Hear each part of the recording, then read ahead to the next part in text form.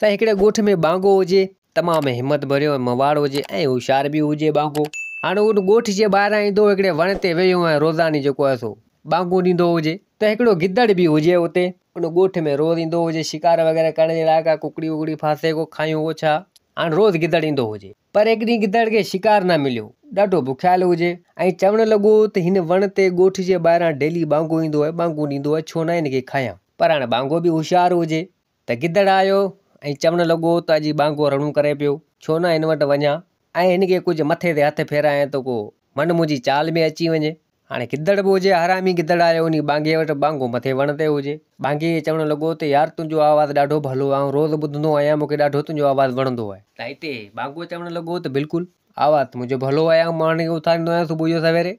त गिदड़ चवणु लॻो उन बांगे खे तूं हेठि लही आ, पाण यार ॿई पका आहियूं, दोस्त पका आहियूं, पंहिंजी दोस्ती पकी आहे, तूं मूंखे रोज़ पंहिंजी आवाज़ु ॿुधाइजांइ। त बांगो थोरो वरी हुनजे चवण ते लॻी हलियो, हुनजी चाल में अची वियो। बांगो जीअं हेठि लथो त गिदड़ उन महिल हुनखे कयो त कुझु कोन, ऐं गिदड़ चवणु लॻो वरी बांगे खे त हाणे तुंहिंजी आवाज़ु ॿुधा। त बांगो जीअं आवाज़ु ॿुधाइण जे लाइ रड़ कई त गिदड़ छा कयो जो वारे कई हणी चक हणी ऐं खणी ऐं हुनखे भॼणु लॻो।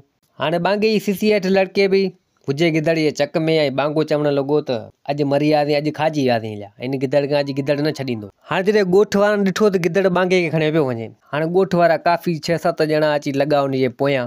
हाणे पोयां ॻोठ वारा हुजनि, अॻियां गिदड़ हुजे, बांगो गिदड़ जे वात में हुजे, लड़कंदो अचे, गिदड़ भॼंदो वञे ऐं पोयां ॻोठ वारा खणियो अचनि। त हिते बांगो चवणु लॻो त हाणे का टल करियां, हिन गिदड़ खां जान छॾायां न त हीअ त मूंखे खाई वेंदो हलियो। त हिते गिदड़ दिलि में सोचणु लॻो त हीअ सभु बांगे जे पासे आहिनि ऐं सभु खणियो अचनि, मूंखे ई मारे छॾींदा। हाणे हिते बांगो चवणु लॻो उन गिदड़ खे त हीअ सभु हमरा मुंहिंजे पासे अथई ऐं कम खे खणियो अचनि, जे तोखे झले आहे त मारे छॾंदी। तूं हीअं कर, मूं मां हथु कढ ऐं तूं हिननि खे चओ, मूंखे चक मां कढ ऐं तूं हिननि खे चओ त आऊं अव्हां जे पासे आहियां ऐं पोइ माण्हू तोखे छॾे ॾींदा ऐं तूं बची वेंदे, तुंहिंजी जान बची वेंदी, पोइ तूं मूंखे जेको आहे खणी हलिजी, पोइ हली मूंखे खाइजी। गिदड़ अॻे बेवकूफ़ चरियो हुजे, गिदड़ चवणु लॻो त बिल्कुलु ठीकु आहे। गिदड़ जीअं चक मज़ा हुनखे छॾी बांगे खे, त बांगो जीअं हेठि लथो त बांगो रुगो भॼणु लॻो। जेके हमरा आया पिए गिदड़ जे पोयां, त बांगो भॼी हुननि जे पोयां वियो ऐं गिदड़ हैरान थी वियो त बांगो मूंसां पटी करे हलियो।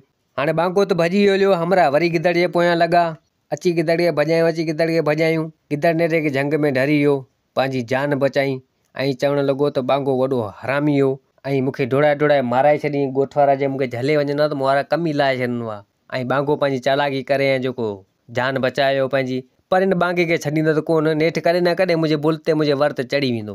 सो गिदड़ खे बांगो न मिलियो ऐं बांगे पंहिंजी चालाकी करे पंहिंजी ज़िंदगी पंहिंजी जान बचाए वरिती।